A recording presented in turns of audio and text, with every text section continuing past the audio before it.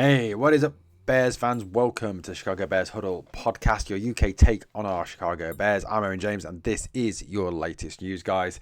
Look, this is the Caleb Williams witch hunt season.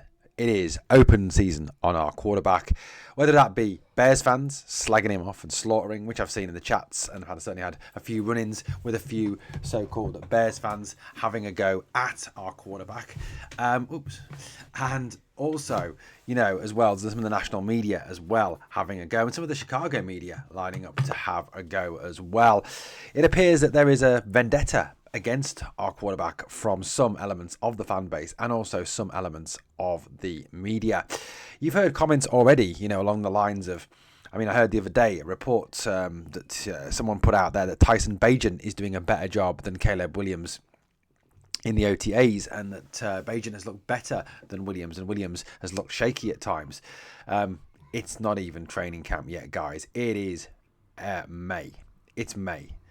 Season is 100 days away from starting, and we are just into a new coaching regime. We haven't even begun to break the surface of a Ben Johnson coaching regime. We haven't even begun to break the surface of a Declan Doyle offensive coordination stint. We haven't even begun to break the seal of a JT Barrett quarterback coach. We haven't even begun to get these coaches sitting down with the quarterbacks and spending time with them, which didn't go on last year, especially under Shane Waldron, sitting down with the quarterbacks and actually watching film and talking through and helping to them to develop.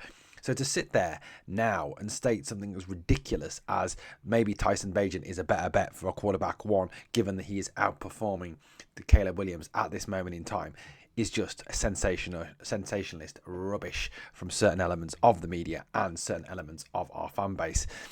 It's almost like, for me, at times, some elements of our fan base want him to fail and are positively rooting for him to fail, which then you've got to question, why would anyone want one of their own players to fail? Because if he fails, then the whole team fails. So, you're actually rooting for your own team to fail. Now, that's not being a fan. That is being an idiot, I think is the correct word that we're looking for here. Let's get back to some essentials from his rookie season. In terms of his rookie season, and we'll address, obviously, those comments that were made by Caleb and his dad, pre-draft last year. But we look at him in terms of the story of Caleb Williams' season last season. He threw for 3,541 yards in his rookie season, which actually is quite very, very good for a Chicago Bears quarterback. Given the fact that comment was made about Chicago, the place where quarterbacks go to die. He threw 20 touchdowns, he threw 6 interceptions, and then had a passer rating of 87.8. People sort of have alleged that, number one, he holds onto the ball for too long, or number two, makes some ridiculous decisions, for example, with his throws. Now, yes, I think, there are times when Caleb certainly held onto the ball too long because he was trying to obviously wait for someone to get open. Nobody got open. He got himself sacked. He was sacked over 60 times. Now, is that all Caleb's fault? No, of course it's not all Caleb's fault. Partially, yes. As an individual, as an athlete, as an elite athlete, he has a responsibility for his own development. Of course he does. And the responsibility to realise that when he is doing certain things, they are not working and they are hurting him and hurting the team. So yes, of course, he has that situation to think of. However, why is it that we kind of completely disregard that, number one, last season, he had no coaching and support from the coaching staff whatsoever? As he's already said, no one sat down and watched film with him. No one actually went through and coached him to improve, and there was no element there of trying to bring him on any. Now, surely with a rookie quarterback, even someone as highly rated as Caleb Williams coming out of college, you still need someone to sit down and work with them. I'm sure as hell that whoever the quarterback's coach is, and I don't know who they are, whoever the OC is at Washington, the Washington Commanders, I don't care who they are because they're not Chicago Bears, couldn't give them monkeys, sat down with Jaden Daniels and went through film with him and helped him and made him improve, as we saw from Jaden Daniels' outstanding season last season. So that's one element of it. Secondly, the offensive line last year for the Chicago Bears sucked dick big time. It really did. It was absolute garbage. How many times did you see Caleb Williams running for his life? How have you got time to make good decisions? How have you got time to make the right throws, to do the right things, if you're constantly worried about getting absolutely smashed into the ground, as he did over 60 times, thanks to that genuinely dreadful offensive line. We've now built a new offensive line, a better offensive line that will protect him an awful lot more this season. Joe Tooney, Jonah Jackson, Drew Dolman, Darnell Wright, possibly Braxton Jones, possibly Ozzy Trapillo, possibly Kieran Amagaji at left tackle. We don't know. That is something that obviously will come through training camp. We've also got a better offensive line coach in one of the best, Dan Rauscher. So this is an element of giving him protection, giving him time to play, giving him time to make the right decisions. Thirdly, he came into a coaching system that he quite clearly was not comfortable with, as those comments that were made pre-draft by him and his father. Now, yes, Caleb Williams, yes, it could yes, you may be initially angry at him for his comments that he didn't want to join the Bears, that he didn't want to become a Chicago Bear, that he wanted to join the Minnesota Vikings, that he wanted to play for Kevin O'Connell. However, when you kind of look at it and examine it, why would you want to play for Matt Eberflus and Shane Waldron, who are genuinely regarded as two of the worst offensive coordinator in the NFL and probably one of the worst head coaches in the NFL? Why would you want to play for them that you're not going to develop under, you're not going to get better under, and you're just going to go backwards under? Whereas Kevin O'Connell has a good reputation for developing quarterbacks. I mean, look at the job he did with Sam Darnold, who has pretty much failed everywhere else he's been. Look, of course I don't want our quarterback coming out and saying that he wants to play for one of our division rivals. Yes, that hurts. Of course it does. But do you blame him pre-draft coming out and saying that? When you're looking at the situation in Chicago, you're looking at Matt Eberflus, you're looking at Shane Waldron, you're thinking, oh my God, I'm going to get absolutely crushed there. I'm not going to improve. I'm going to get worse. If anything, they're dreadful coaches. I'd rather go somewhere else. Is there not some element of that and some reasoning behind that? Now, there was the quote by Caleb Williams' dad, Carl, that Chicago is the place where quarterbacks go to die. Realistically, is he telling lies? Who was the last great Chicago Bears quarterback? Who was the last quarterback to have any success here? Jay Cutler? Jim McMahon? Who was it? Tell me, please, because there's not been a great deal of story of success in this place, has there? So, I don't think he speaks out of turn too much. So, there is a concern there, obviously, from an elite level quarterback to come here, to play here and be a success. I think that's obviously, Caleb was kind of right to worry, to be concerned, to be, upset, and to think that, Jesus, my career is going to be in the toilet here if I go to Chicago. And, look, as much as I love the Chicago Bears, I can't blame him for those comments at that point with Matt Eberflus. I mean, we all know, and you're a hypocrite if you're sitting there saying that, he's wrong because Eberflus and Waldron were good coaches. No, they weren't. No, they weren't, because we were all calling for their heads last season. Yes, he has better coaches now, and it would have been interesting to see, if he had been drafted this year by the Bears with Ben Johnson, with Declan Doyle, with Press Taylor, with JT Barrett, with those guys on board, whether he would have had the same feelings. I don't think he would. You've just got to listen to Ben Johnson and understand where he's coming from. He's already started to make improvements to Caleb's play, changing his footwork. He's already started to introduce elements. You can see that he is fully committed to improving, that he doesn't accept slacking, he doesn't accept second best. And he will, I think, Ben Johnson, Declan Doyle, JT Barrett will sit down with Caleb, will watch film with them, and will help him to develop. Ben Johnson's already said, be prepared to be uncomfortable to the players, and I'm sure he will make Caleb uncomfortable and get the best out of him. He's addressed that. He's talked about that, Ben Johnson, about the whole Caleb Williams comments, the Carl Williams comments, etc., etc., and he's addressed those. The other element that gets to me is a little bit, now you've got Brad Biggs, a Bears insider, writing that he's questioning the work ethic of Caleb Williams. That was something that he said in his rookie year.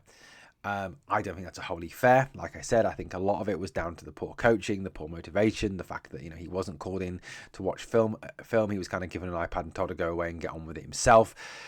I think for anyone to sit and say that his work ethic sucks, that he's bad, I think he's talking utter rubbish and talking out the top of their head. Now, like I said, I think, in isolation, maybe some of his rookie year, maybe. I don't know. I wasn't there. I wasn't in Hallas Hall. But I think to say that now is utter rubbish. Now, how do we judge this? How do we judge whether or not his work ethic's decent? Well, we look at what he does now in OTAs, in training camp. And I think also it's worth taking on board some of the comments made by other team players. Now, Joe Tooney, this is a guy who has worked with Tom Brady, who is the ultimate professional, as much as whether you might like Tom Brady or you hate Tom Brady. He's worked with Patrick Mahomes, probably the best quarterback in the NFL right now. This is what Joe Tooney has said about Caleb Williams. And like I said, this is a guy who has worked with Brady and Mahomes, two of the finest quarterbacks ever to play the game. This is what he said of Caleb. He says he works really hard. You can tell how much he cares about this sport. He's always in here. Whenever I come in, I see him, and he's been doing great. So far, so good. This is coming from an all-pro. This is coming from one of the best guards of all time in the NFL. This is coming from a Super Bowl champion. This is coming from a guy who knows how to win. This is coming from a guy who sees how quarterbacks have worked in the past with Brady, with Mahomes. He is sticking up for his quarterback. He is saying that there is no issue with Caleb Williams' work ethic. That's Joe Tooney. Look, I trust what a professional like Joe Tooney says far more than some fan or some 2-bit journalist or some 2-bit reporter, like Wickersham, like Brad Biggs, absolute jokers, the pair of them. I would trust people like Joe Tooney, who's in there, in the trenches, day in, day out, sees what goes on. Guys, he is far more reliable than Biggs and Wickersham. So, you've got to respect that. And, he's not lying. Why would he lie? There is ways of avoiding this. People say, well, of course that's what he would say. He's his teammate. Well, yeah, okay, fair enough. But there is ways of avoiding this, There's ways of getting around this question if you ask this question. It's too early to tell. I haven't had a chance to, really work with the guy. I've only been here a limited time. There's ways around that. But he is quite clear, Tooney, in here. You see how much he cares about this sport. There is a desire by Caleb Williams to do well, to play well, to come good for the Chicago Bears. He's always in here. Whenever I come in, I see him, and he's been doing great. So whenever Tooney is there, and I'm sure as an experienced veteran, Tooney is there an awful lot, he sees Caleb. He sees Caleb working out. He sees Caleb trying to get better. So, look, let's deal with some realities here. There is far too much sensationalism around this kind of initial period. When is the right time to start making decisions on players, in terms of how they're playing, how they're performing? Well, pre-season. Once pre-season gets underway, once training camp gets underway, that's the time to start making informed decisions, not based on some ridiculous comments made by some 2-bit journalists, 2-bit reporters, or made by some fans in a chat forum somewhere or in a live chat somewhere. I think I was watching, CHGO Sports yesterday, and some of the comments on there were absolutely ludicrous. I mean, some of the anti-Caleb Williams drivel that was coming out of some people. There's one guy, I think his name was Melon Smasher. I mean, absolute, has obviously something wrong with his melon, completely unhinged lunatic. He's not a Bears fan. He can't be a Bears fan. To hate Caleb Williams and to go on about Williams the way he did, not a Bears fan. Closet Packers fan, probably. But look, at the end of the day, it's way too early to be looking at Caleb Williams and saying that you have doubts over him, that he's not the guy. The time to make those decisions on whether Caleb Williams can take this franchise forward is when he's had time to work with Ben Johnson, when he's had time to work with JT Barrett, with Declan Doyle, when he's had time to sit down with those guys and learn from those guys. Ben Johnson speaks quarterback. Declan Doyle speaks quarterback. JT Barrett certainly speaks quarterback. You've got Antoine Randall in there as well. You've got all the right elements. Now, I'm not going to sit here and say that that Caleb Williams is guaranteed to succeed. Of course he's not. Nobody is in this sport, and he may well fail. If you look at his Vegas odds for his over-under, for his passing yards, a lot of people are talking about him being a 4,000-yard passer this season. However, the over-under is stating that he'll make only 9 yards improvement. That's what they're stating this year. Hopefully more. Obviously, now with better coaches, better weapons, etc., that he can make bigger steps forward, hopefully. If he doesn't, then questions need to be raised. Yes, Ryan Poles and I think Ben Johnson are giving Caleb Williams every possible opportunity to succeed. They fixed the offensive line. He will now have the protection. He has coaches who care, coaches who want to make those improvements. He has an experienced mentor in Case Keenum, something he didn't have last year. He has more weapons than he's had before. Everything is in place for him to do well. If he now goes on to fail, then yes, questions need to be asked. Yes, maybe you do draw a line under him and say, he's not the man, we need to go again. Maybe you put Tyson Bagent in there. I don't know. But look, it's way, way too early to start a witch hunt against Caleb Williams. Guys, I'd love to know your thoughts. Please hit me up in the comments. Thanks for watching the Chicago Bears Huddle podcast. On the way out, please like, comment, share, and subscribe. And remember, bear down. Catch you later, Chicago.